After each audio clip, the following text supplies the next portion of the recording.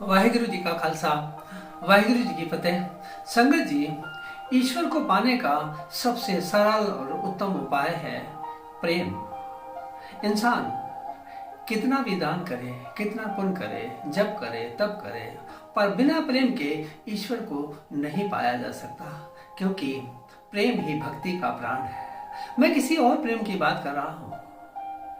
एक प्रेम होता है आंख खोलकर, वह रूप से होता है। एक प्रेम होता है आंख बंद कर, वो अरूप से होता है। कुछ पा लेने के लिए जो प्रेम होता है उसे लोभ कहते हैं, लिप्सा कहते हैं, लालसा कहते हैं। पर समर्पण भावना से जो प्रेम होता है उसे भक्ति कहते हैं। मैं उसी भक्ति की बात कर रहा हूं जिसमें इंसान कहता है, हे प्रभु, मुझे अंगीकार कर लो, मुझे स्वीकार कर लो, मैं तुम्हारे योग्य नहीं हूं, मेरा हृदय किसी कीमत का नहीं है, मुझे पड़ा रहने दो अपने चरणों में, मुझे अपना लो। मेरे अंदर इतनी समर्था नहीं कि मैं कह सकूं कि मेरा कुछ भी है। मैं तो इसी भाव से तुमको अपना हृदय दे रहा हूं कि मेरा कुछ है ही नहीं। देने का कोई सवाल ही नहीं है, देने की कोई अकड़ ही नहीं है। जो खंड टूट गया था अपने मूल से, उसको मूल मिल जाता है। जो वृक्ष उखड़ गया था जमीन से, उसको जमीन की जड़ें मिल जाती है। वो फिर से हरा भरा हो जाता है, उसमें पत्ते आ जाते हैं, उसमें टहनियां आ जाती हैं, उसमें फूल और फल आ जाते हैं, उस पर पक्षी गीत गाने लगते हैं। परमात्मा से प्रेम का एक ही अर्थ है कि मैं समग्र अस्तित्व से अपने आप को जोड़ता हूं। समग्र अस्तित्व मुझसे भिन्न नहीं है, मैं इससे पृथक पृथक नहीं रह सकता, मेरे जीवन का यह अंग है।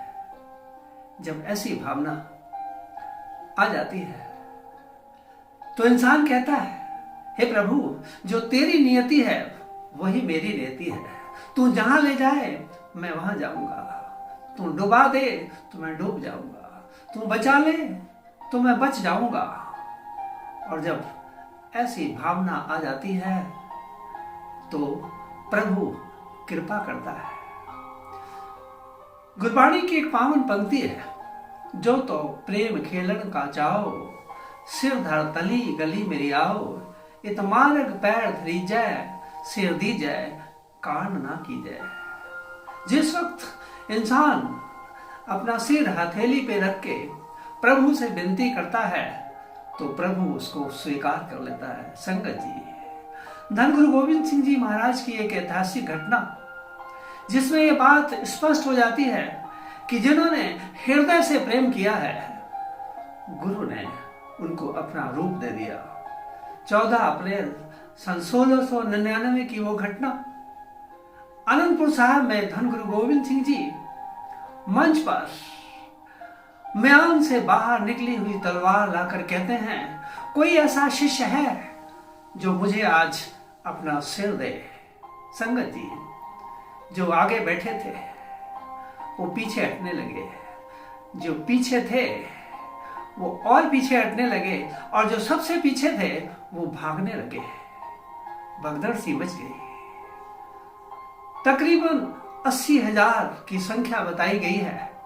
लोग एक दूसरे से बात कर रहे हैं, आज गुरुजी को क्या हो गया, गुरुजी ने तो कभी कुछ मांगा ही नहीं, आज सिर लेने की बात कर रहे हैं। यहां तक की बात माता गुजरी तक भी पहुंची।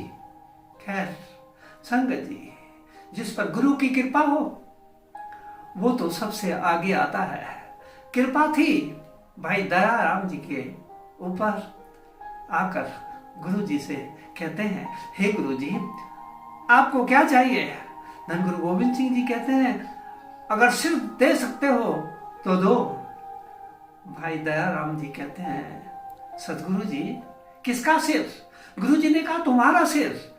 तब भाई दया राम जी कहने लगे, सतगुरु जी, ये मेरा तो कुछ है ही नहीं।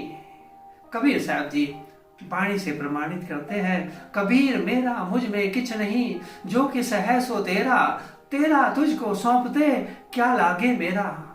भाई दयाराम जी कहने लगे, सदगुरु जी मेरा कुछ भी नहीं है, इसे स्वीकार कर लो, इसको मार दो, बचा लो, ये तुम्हारी मर्जी है।